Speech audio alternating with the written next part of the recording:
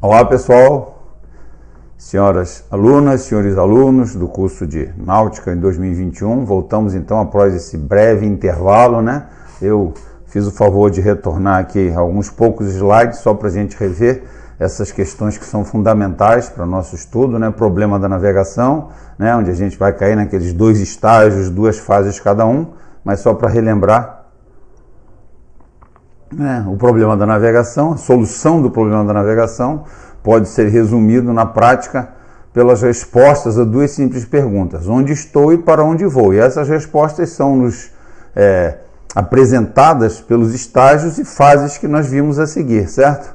Aqui, ó, certo? Para a consecução da solução do problema é necessário conhecer e atuar profissionalmente, respeitando a sequência de estágios e respectivas fases da navegação. O primeiro estágio é a preparação, sendo que a primeira fase do primeiro estágio é a obtenção de parâmetros da derrota, e a segunda fase, planejamento da derrota. Essa então são os estágios, o primeiro estágio que contribui para a solução.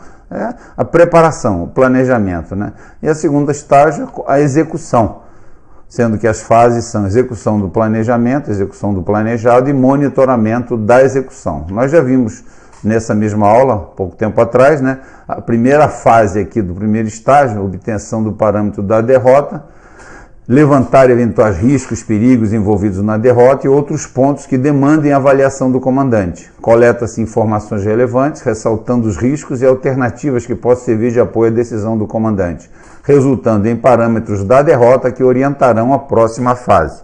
Então, tudo isso é muito importante, essa coleta de informações, né? Como eu falei, um processo contínuo, amplo, redundante, que a gente busca, né? Nessa fase, subsídios, informações, quanto mais completas possíveis, possibilidades alternativas, né? Dependendo daquilo que se deseja. E a segunda fase do primeiro estágio, que é a preparação, a segunda fase é o planejamento da derrota.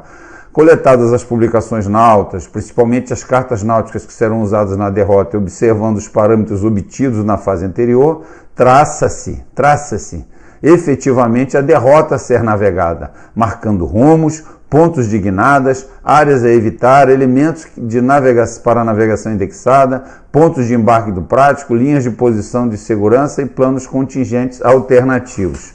Para vocês terem uma ideia, então, nesse planejamento da derrota, nessa segunda fase, efetivamente, se vai se traçar na carta, ó, o que eu quero fazer é sair do Rio de Janeiro, ir até o ponto A, depois até o ponto B, em frente a Angra dos Reis, em frente a Ilha Grande, depois até o ponto C, depois até chegar em Santos, tá certo? Ou então chegar em Vitória, ou chegar em Salvador. Na página 119 do livro texto, o livro MIG, 118 e 119, vocês forem lá, tem tanto o planejamento, a tabela de planejamento, ETD, ETA, como tem uma própria carta com as derrotas traçadas, ou seja, seria isso aqui, digamos assim, o término, né, da fase do planejamento da derrota, seria colocar na carta náutica, que está na página 118, 119, né, aqui está, eu sugiro que todos que se interessem pela navegação, deem uma olhada nisso aqui, porque esse planejamento da derrota foi feito aqui na página 119 do livro do Miggins, tá? Isso aqui, então, o planejamento é exatamente esse traçado que nós vemos aqui, vocês não têm aí, mas ponto A, ponto B, C, tem a hora da chegada, o ETA, né? O Estimate Time of Arrival, e, na verdade, ele é o de partida para aquele ponto, né? Então, para cada ponto, então, tem aqui, e na página 118, tem toda uma tabela de cálculos da chegada e saída desses pontos, qual a velocidade que você vai navegar, várias informações. Então, pessoal, olha só, sequência de atividades desenvolvidas na navegação na parte do primeiro estágio, né? A preparação, que é o estudo e o planejamento da viagem, né? Então, olha lá, seleção das cartas náuticas e publicações náuticas, que são roteiro, tábua de maré, lista de faróis, carta piloto, ou seja, um monte de publicações que são importantes para a navegação. Verificação da atualização das cartas, essa parte é muito importante, tá? Verificar se as cartas estão atualizadas. estudo detalhado da área, estabelecimento de parâmetros da derrota. Aqui na seleção de cartas das nossas publicações cabem outras, por exemplo, relatórios antigos. O seu navio já foi a Salvador e você vai fazer uma viagem para Salvador, pegue o relatório que tem lá no seu navio e veja, tem algumas recomendações. A frente fria tende a cair para Nordeste, a frente fria tende a cair para o mar. Algumas informações que possam te ajudar para essa viagem que você pretende fazer. Traçado da derrota nas cartas, isso que eu mostrei a você aqui na página 519, exatamente isso, traçado da derrota nas cartas, é o que eu falei para vocês aqui, ó, é exatamente esse traçado que está bem pequenininho, não sei se dá para vocês verem aí, que a tela é pequena, né, mas se vocês forem na página 119 do MIGS, do livro texto, né, vocês vão ter acesso e vão entender o que é o traçado da derrota nas cartas, com o registro de rumos, velocidades, estimate time of departure, estimate time of arrival, né? ETD e ETA, tá certo, pessoal? Então essa é a sequência de atividades envolvidas na navegação no primeiro estágio, na preparação, tá certo? Então vamos agora para o nosso segundo estágio, né? A primeira parte é preparação e a segunda, execução. Né? Na execução, vamos ver o que tem aqui, as duas fases, né? No segundo estágio, execução, tem duas fases também. A primeira fase é execução do planejamento, quer dizer, aquele que eu tracei na carta, né? Então, fui para o ponto A, fui para o ponto B, mas se o ponto A não foi atingido de forma correta, eu estou a 30 milhas do ponto A, então eu tenho que guinar um pouco mais para Boreste, um pouco mais para Bombordo. Então, a execução do planejamento, né? Então, realizados os procedimentos finais que permitirão a execução da derrota, determinando os rumos e velocidades empregados para cumprir os ETAs e ETD. Pode ter mudado alguma coisa, a corrente no local, chegou uma informação nova que a corrente está mais fraca, está mais forte. ETA e ETD dos pontos de entrada e saída de portos e outros da derrota, aqueles pontos Alfa, Bravo, Charlie, que vocês podem ver lá na página 118 e 119 do MIGS, do livro MIGS. Livros MIGS é esse aqui, Navegação, a Ciência e Arte. Se alguém tem alguma dúvida, né? Quando eu falo MIGS, eu trato desse livro, que é o nosso livro texto, pessoal, tá? O livro que interessa no nosso curso. Então, novamente, realizados os procedimentos finais que permitirão a execução da derrota, determinando os rumos e velocidades empregados para cumprir os ETA e ETD, Estimate Time of Arrival, Estimate Time of Departure, de pontos de entrada e saída de portos e outros da derrota, confecciona-se a lista de verificação dos eventos previstos e realiza-se uma explanação técnica ao pessoal do passadiço e uma explanação administrativa aos demais tripulantes. Certo? Então, como eu falei, essa execução já é praticamente na partida, na saída, né? A parte já está navegando já. A execução do planejamento, né? Então a gente realiza esse segundo estágio já praticamente, já tendo tirado as espias do cais, né? E já se faz efetivamente a navegação e confecciona-se a lista daquilo que foi planejado e se realiza, né, durante os eventos previstos, tá certo? E, obviamente, na saída, se faz uma explanação técnica ou até no dia anterior da saída pode constar dessa reunião e dessa explicação, por que nós vamos navegar por aqui, por ali, o que o comandante espera dessa parte da derrota. E a segunda fase é o monitoramento da execução. A segunda fase do segundo estágio de execução é acompanhamento da execução do planejado, verificando principalmente horários e posicionamento, aquilo que eu falei. Que hora eu estava previsto chegar no ponto A? Às 15 horas do dia 10. Mas eu cheguei às 10 horas do dia 10. Então estamos adiantados para a derrota, podemos reduzir a máquina. Eu cheguei a que ponto? Cheguei no ponto A? Não, eu cheguei a 10 milhas do ponto A. Então vamos guinar mais para bombordo. Então toda essa parte de horário e posicionamento é feita aqui na parte do monitoramento, certo? No acompanhamento do planejado, monitoramento da execução. Eventualmente serão empregados os planos contingentes, preparados e introduzidas alterações ao planejado conforme necessário. O comandante verificou que aquela rota que a gente seguiu, aquela derrota, está extremamente uma grande intensidade de tráfego. Então vamos pegar uma outra mais aberta, mais amarada ou mais perto da costa, tá certo? Então isso aqui é tudo feito durante a segunda fase do segundo estágio de execução, tá certo? E agora, no segundo estágio, que é, como eu falei, a parte boa, a parte de navegar efetivamente, a sequência de atividades envolvidas na navegação nesse segundo estágio da execução, basicamente o que a gente vai fazer é resolver aquele problema da navegação, onde estou e para onde vou. Aí que é finalmente a conclusão, baseado em tudo que a gente viu nos 2 estágios, nas 4 fases. E aí eu vou, determinação da posição do navio. Como é que eu determino a posição do navio? Né? Como eu falei a vocês, determinação de posição do navio é feita por linhas de posição. Linhas de posição, até mesmo os satélites utilizam, quando eles nos dão a posição do GPS, ele usa uma linha de posição, a linha de posição do satélite, né? Satélite daqui. Então, determinação da posição do navio é feita por meio de LDP. A gente vai estudar isso, vou mostrar a vocês quais são as LDPs possíveis. O que é uma LDP? Uma LDP é lugar geométrico, a definição de LDP, definição formal, lugar geométrico de todos os pontos que o navio se encontra, tendo sido feita uma observação em um determinado instante. Então vamos imaginar novamente um satélite, né? O satélite aqui na Terra, vê onde é que está um navio aqui, e aí ele manda, está numa dessas posições, ele manda uma linha de posição. Então, lugar geométrico de todos os pontos que o navio se encontra. Um outro satélite que está aqui numa outra posição manda um sinal de uma outra linha de posição. Quando cruza as 2 linhas de posição é que você determina aonde está o navio, tá certo?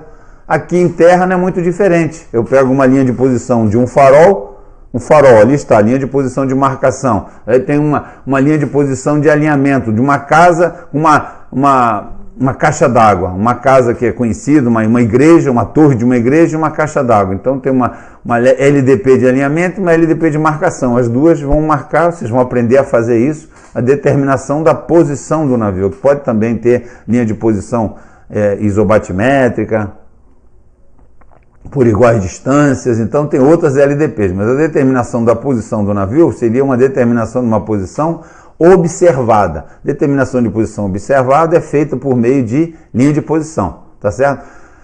Na verdade, os 3 métodos de navegação que nós usamos, visual, costeiro, eletrônico e astronômico, são sempre detectados a posição do navio por linha de posição, certo? Então sempre são posições observadas. Só o método estimado, o método de navegação estimado é que não usa a linha de posição para... Você tem só uma posição estimada, então você não usa uma LDP para achar a sua posição, é uma posição que você acha que você está, então ela requer de confirmação, tá certo? Não é tão precisa como uma linha de posição observada.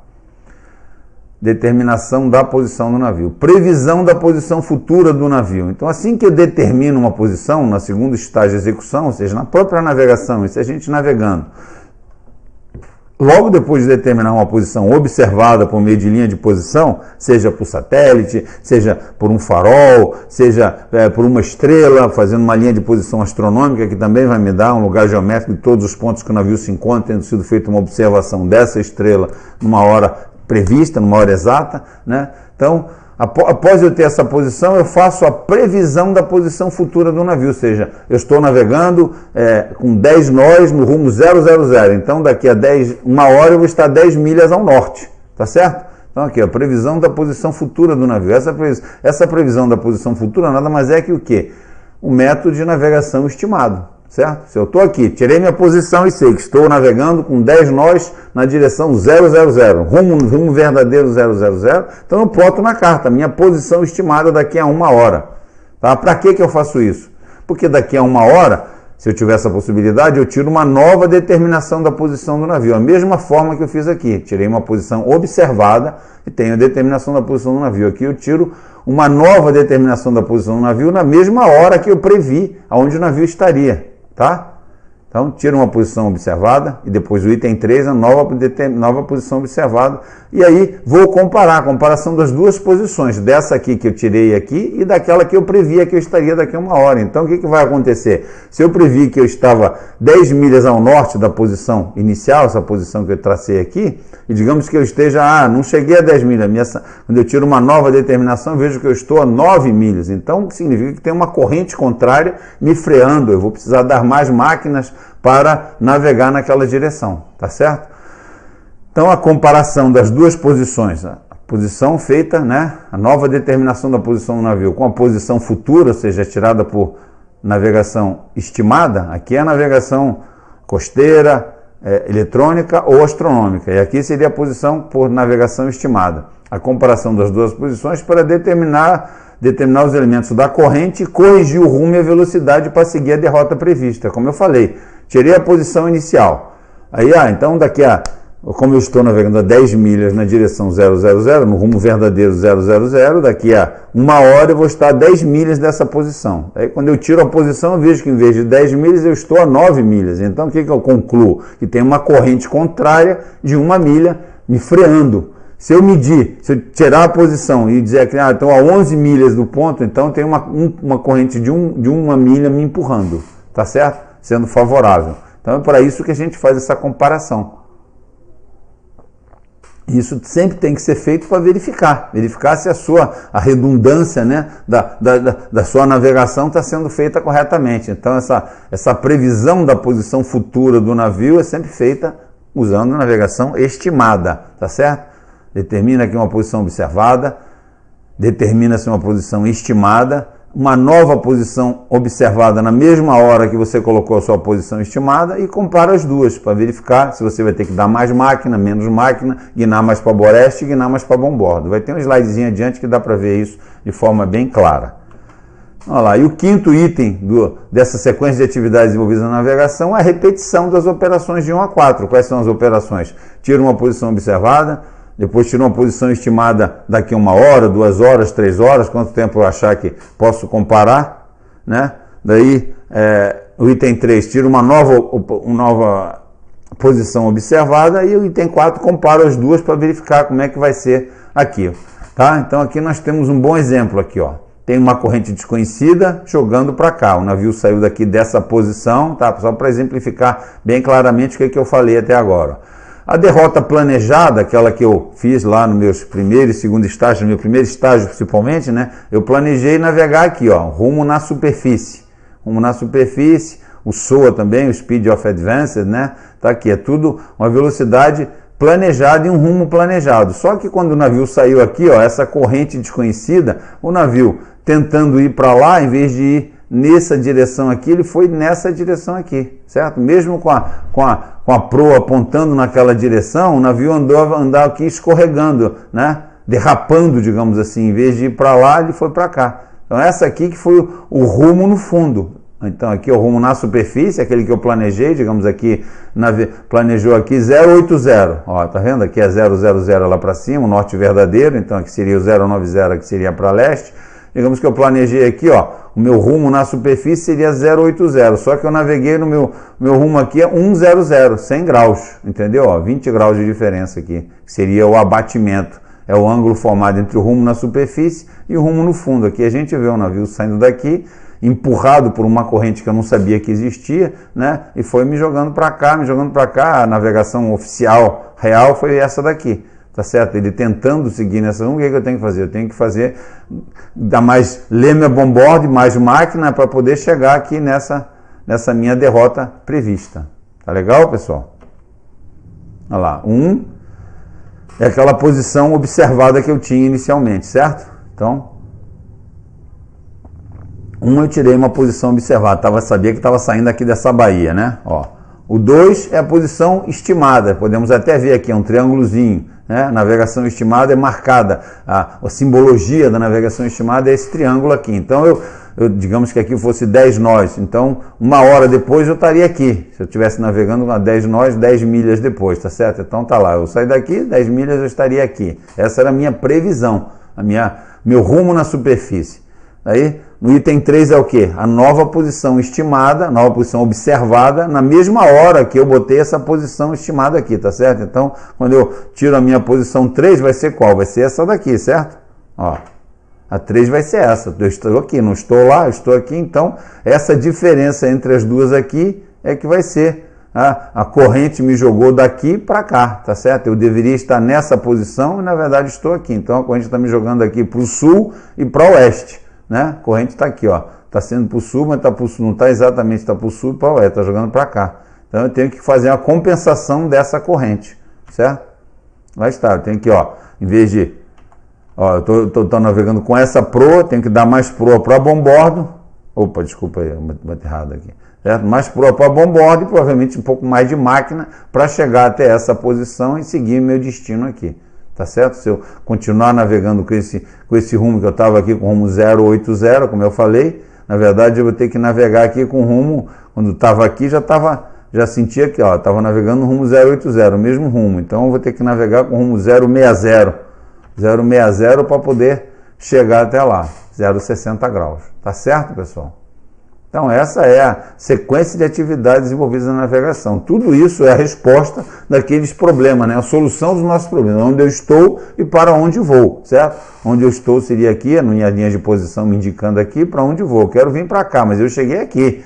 Então, novamente, eu tenho que ajustar para poder chegar em cima da minha derrota planejada. A derrota planejada é essa aqui. E essa aqui é realmente a derrota, pelo menos até aqui, foi o que eu realizei efetivamente. Tá bom, pessoal? Então, essa parte é muito importante, tem que ser entendida, tem que ser compreendida, que faz parte da navegação. E isso vai ser feito constantemente, o tempo todo, o resto das suas vidas profissionais. É contínuo mesmo. Ah, mas tem o ECDIS. Realmente tem o ECDIS, mas se você não souber fazer isso sem o ECDIS, você não é um profissional do mar, você não é um oficial de náutica. Tá bom, pessoal? Então com isso a gente acabou aqui, a gente vai ver novamente depois toda essa parte de rumo na superfície, rumo no fundo, vamos ver essas definições que são muito importantes, tá? Então a proa, né, tudo mais aqui, a gente vai ver toda até o cálculo aqui, como é que a gente faz para poder navegar para lá e tudo mais, esse triângulo da corrente aqui, tá? Aí depois a gente vai ver isso com calma. Mas vamos ver agora, né, como é o nome da aula, os tipos de navegação que eu já tinha até adiantado para vocês. Os tipos de navegação, navegação oceânica, navegação ao largo, em alto mar, e com a distância de mais de 50 milhas náuticas da costa ou do perigo mais próximo. A gente vai ler lá na Norman 28, né, que ela vai citar como sendo navegação oceânica, também a navegação que vai até 200 metros de profundidade. Que na verdade é uma linha que define ali, que delimita juridicamente a plataforma continental, alguma coisa assim. Então a gente vai ver que também tem essa definição depois de navegação oceânica. A navegação costeira é praticada perto da costa em distância entre 3 e 50 milhas náuticas, que fica entre 20 metros e 200 metros, mais ou menos, da costa ou do perigo mais próximo. E a navegação em águas restritas, navegação praticada em portos ou locais onde a manobra do navio é limitada e distância menor que 3 milhas náuticas da costa ou do perigo mais próximo. Então, como eu falei, os tipos de navegação se baseiam principalmente em relação à distância da costa, mas também tem a profundidade, que a gente vai ver até nas outras definições que eu ilustrei aqui na nossa aula, são definições da Norman 28, tá certo, pessoal?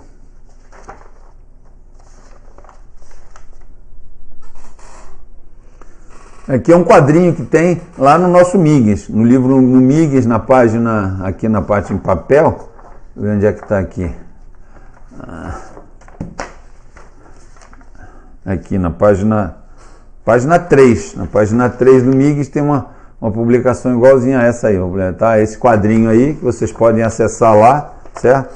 Então aqui o MIGS tem requisitos dos tipos de navegação, né? Aqui, ó, em águas restritas, tipos de navegação, navegação costeira e navegação oceânica. E aqui ele coloca, além da distância da costa, né, 3 menor que 3, 3,50 e 50, maior que 50, também a profundidade de metros, 20 metros, de 20 a 200, superior a 200, que aqui começaria juridicamente a plataforma continental. Na verdade, dependendo do tipo de plataforma continental, ela se estende. A gente vai ver que no Brasil, né, a plataforma continental vai até 350 milhas em alguns lugares, né? Então isso aí foi feito até para delimitar a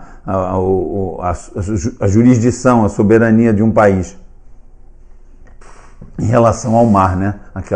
Aquela lei do mar, Convenção Internacional do Direito do Mar de Montego Bay de 1982. A profundidade média aqui, ó, e o que está relacionado também ao tipo de navegação, a precisão requerida para as posições.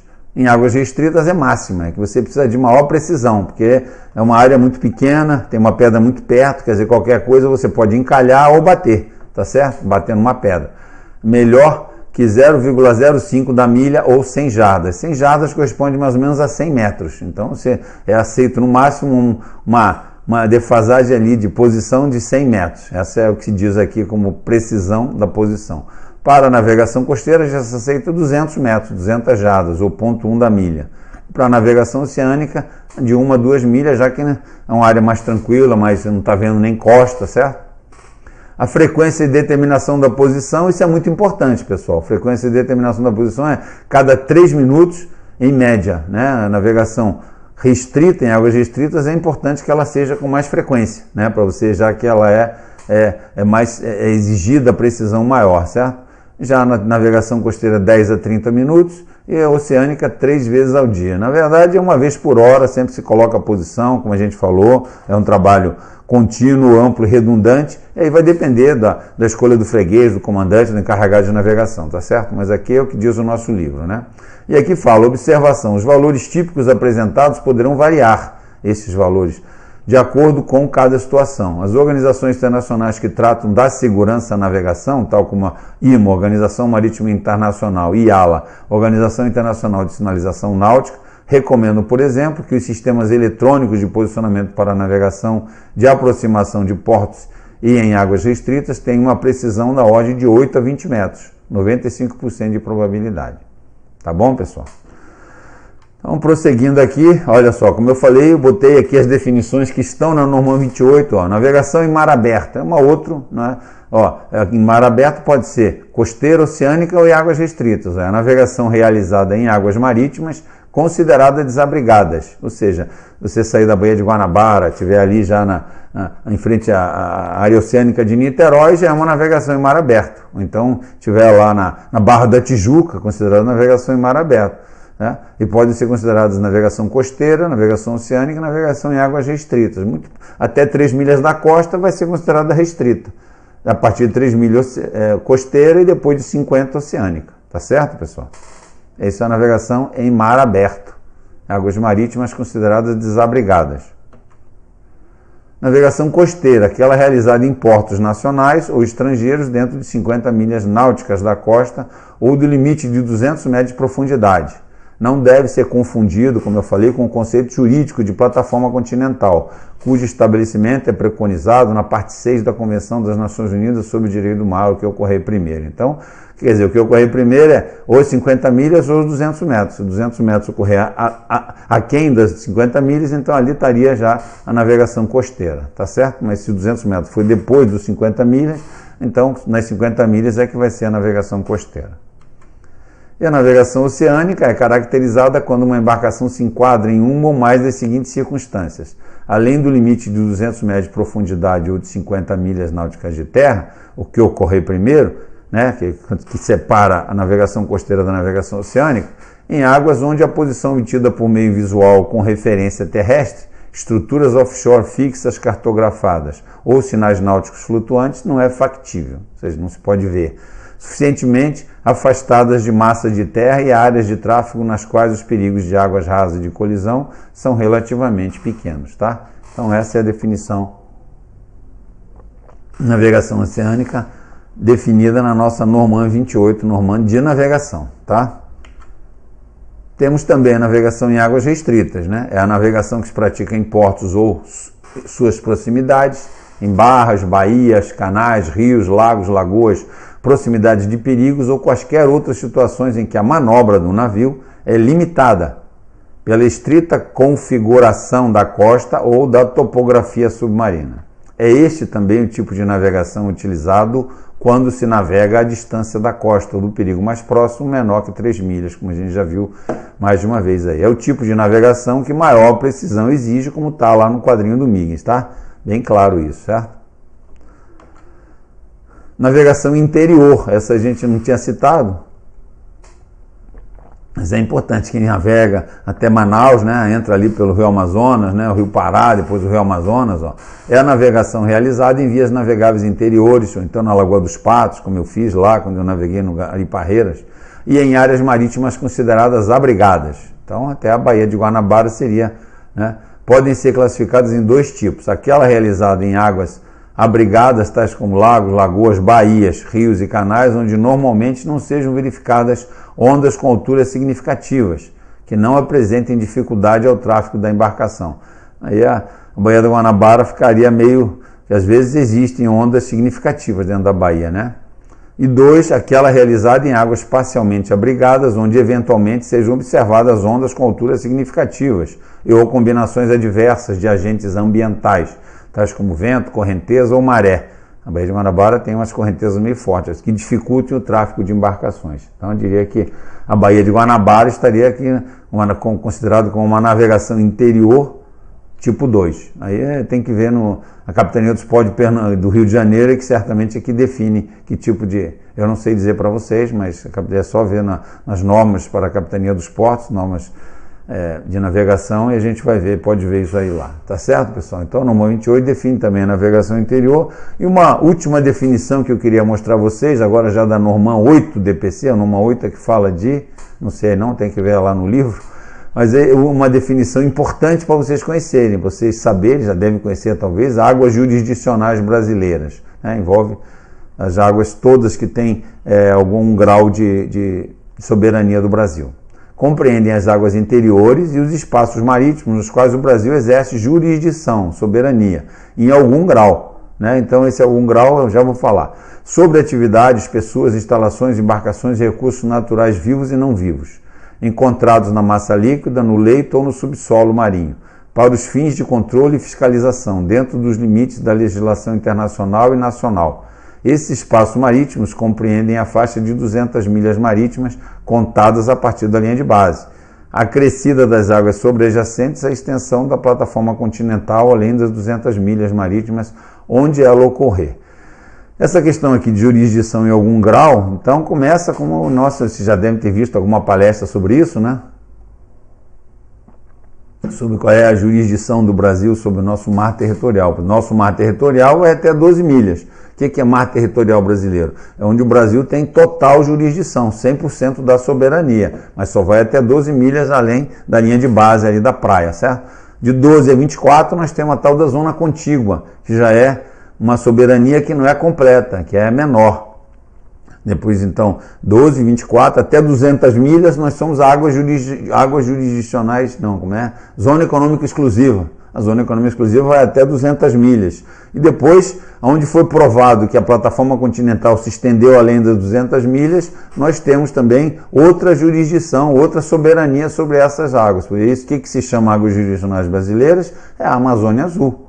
A Amazônia Azul são as águas jurisdicionais brasileiras, onde o Brasil exerce jurisdição em algum grau sobre atividade, sobre o fundo do mar, sobre tudo, tá certo? Então, esse é o nome oficial, então, da Amazônia Azul, águas jurisdicionais brasileiras, tá certo, pessoal? Então, isso é bom vocês também, como são profissionais do mar, isso aqui está definido lá na norma 8 da DPC, tá? E vamos ver agora rapidamente aqui, só para a gente bater um papo rápido sobre método de navegação. Isso é muito importante, a gente vai ter que trabalhar com isso com bastante calma para que vocês compreendam exatamente aí os métodos de navegação, certo? Navegação visual, que é a navegação costeira, aquela que a gente tem alguma coisa para marcar, para definir, como eu falei, um alinhamento de uma igreja, uma caixa d'água, um farol que eu possa tirar a marcação pelo meu pelor ou pela minha agulha giroscópica ou agulha magnética. A navegação estimada, que é uma navegação que já mostra aqui o símbolozinho triangular dela, que é baseado nas características do navio. É aquele segundo ponto que a gente faz sempre da navegação. O primeiro, a gente bota uma posição observada, certo? Por linhas de posição. Em seguida, eu já traço se eu estou navegando ao 090 com 15 nós, então eu sei, a partir desse ponto eu vou traçar 090 e vou botar 15 milhas. Uma hora depois eu vou estar naquela posição, tá certo? Então, a navegação estimada é aquela que eu confio nas características do meu navio. Confio não, eu baseio nas características do meu navio. O meu navio vai navegar ao 090, 15 milhas. Então eu vou estar nessa posição daqui a uma hora. Daí daqui a uma hora eu tiro uma por linha de posição e comparo as duas para verificar o que eu tenho que corrigir, tá certo? Lembra disso, A navegação astronômica é aquela que é feita com os astros, o Sol, a Lua, planetas e estrelas. Então, para esses astros, quando eu não tenho faróis, quando eu não tenho posição em terra, quando eu não tenho possibilidade de usar navegação eletrônica, ou quando eu quero confirmar uma dessas posições, seja visual ou eletrônica, então eu tiro e faço a navegação astronômica, tá certo? A navegação eletrônica é aquela que é feita por radar, por satélite, por ecobatímetro, tudo que tem energia elétrica, né? O ECDIS é uma navegação eletrônica por excelência, um radar ARPA, certo? Tira a posição, tá bom, pessoal? Então esses são os métodos de navegação que a gente vai ver aí. Navegação visual ou navegação costeira, certo? É o método em que o navegante determina a sua posição através de obtenção de marcações visuais, de pontos de terra ou auxílios à navegação. Tá aqui, ó, um farolzinho aqui na pontinha e essa torre aqui que seria uma torre fixa lá num porto, tá certo? Então olha aqui, esse cara aqui tá aqui no passadiço, né? Tá olhando lá e tá olhando cá. Então se ele conseguir marcar, e a gente tem como marcar por meio do nosso pelora, a repetidora da nossa giro, né? A marcação, que ângulo que estaria fazendo isso aqui, ó. Se ali fosse o 000, aqui estaria fazendo mais ou menos um 040 e aqui seria um 070. Então daí eu traço na carta essas duas posições e aí vou achar a minha posição, ou seja, a linha de posição de marcação dessa torre e linha de posição de marcação desse farol, tá certo? Olha lá, o que acontece? Ó, o farol, tirei ele, ó, a linha de posição seria isso, uma linha que pega a posição que eu estou marcando a partir daqui e estou tirando em relação ao norte verdadeiro, que seria o 000, seria aqui em relação ao 000, qual o ângulo que faria aqui essa torre aqui. Eu estou dizendo que seria um 040 mais ou menos, estou chutando o valor aqui, claro, né? Aí depois faria daquele farol lá, digamos que aqui esse ângulo aqui entre o norte verdadeiro e o farol daria 070. Aí isso lá na carta, e o importante, condição essencial é que tanto essa torre como esse farol eles estejam tanto no visual como na carta. Então a partir da carta eu traço uma linha de 040 e no farol eu traço uma linha de 070 e onde eles se encontrarem é a posição que eu estou na carta. Isso é a navegação visual, isso é a plotagem, aquele signo, aquele símbolo da navegação. Lembra que a gente falou? A arte, né? Aqui está, 040, 070, pronto, achei a minha posição no mar. Condição essencial, essa que eu falei a vocês.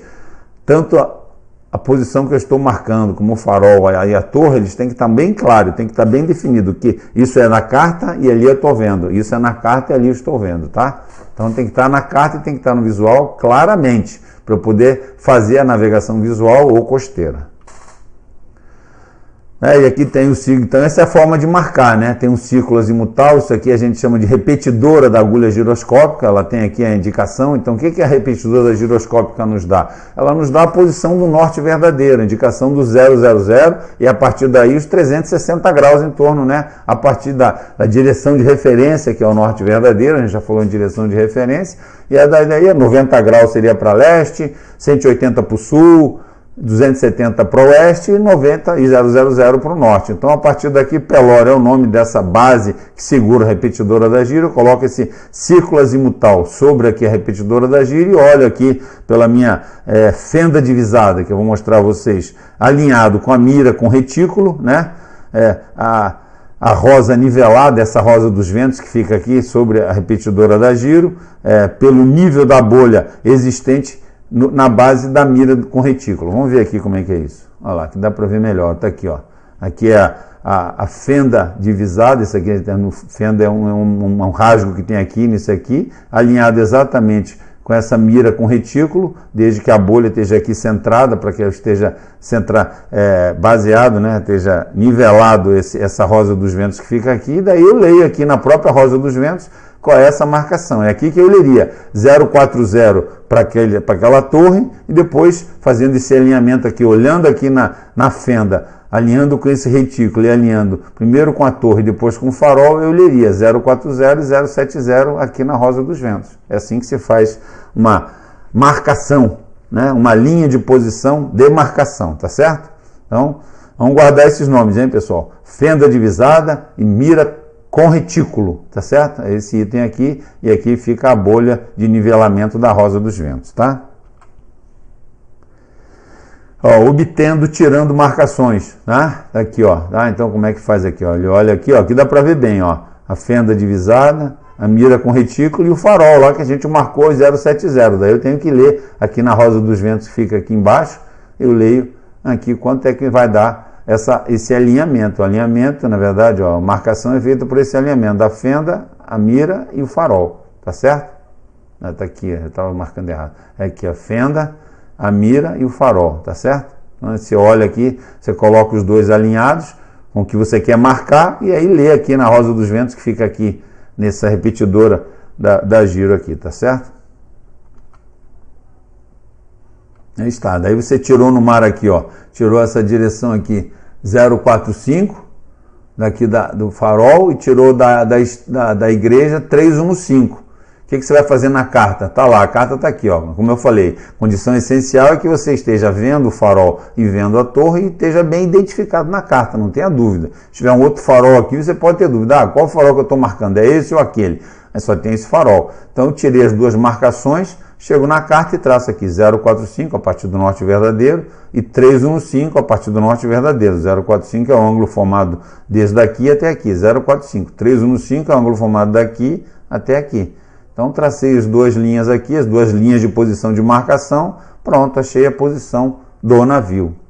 Tá certo, pessoal?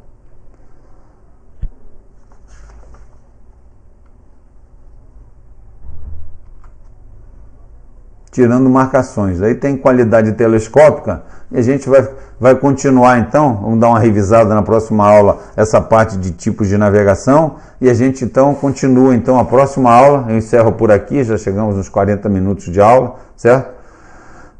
Ele começa nesse slide efetivamente a aula seguinte, mas é importante vocês entenderem isso aqui. Esses slides então eu peço para os mais antigos da turma me informarem também assim que possível, né? Qual é o e-mail que eu posso mandar esses slides para vocês começarem a estudar junto com o livro texto do Migues, junto com o livro do professor Renan, tá certo? Tudo isso é importante para vocês já se adaptarem nessa disciplina que é tão importante. Eu agradeço a atenção das senhoras, dos senhores e até a próxima aula, tá bom? Muito obrigado, até logo.